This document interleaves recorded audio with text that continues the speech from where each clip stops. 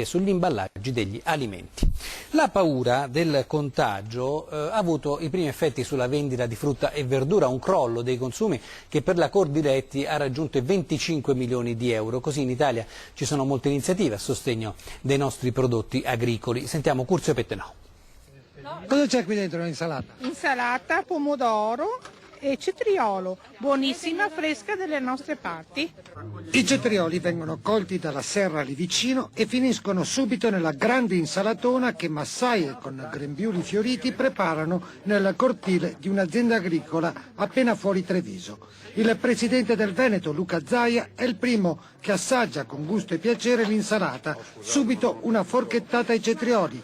È così che assieme a Coldiretti vuole lanciare un messaggio rassicurante ai consumatori contro la psicosi da batterio killer. Noi siamo vicini agli agricoltori, siamo vicini a chi oggi sta perdendo, penso all'agricoltura del Veneto, circa 600.000 euro al giorno perché questi prodotti non hanno più mercato. E quando c'è la psicosi la gente si rifiuta di consumare. È stata data tutta la colpa al cetriolo, ma il cetriolo non c'entra niente. Il rischio è limitato a una piccola zona del nord della Germania e quindi nel nostro territorio non c'è nessun tipo di rischio, quindi noi possiamo tranquillamente essere sicuri e non cambiare assolutamente le nostre abitudini.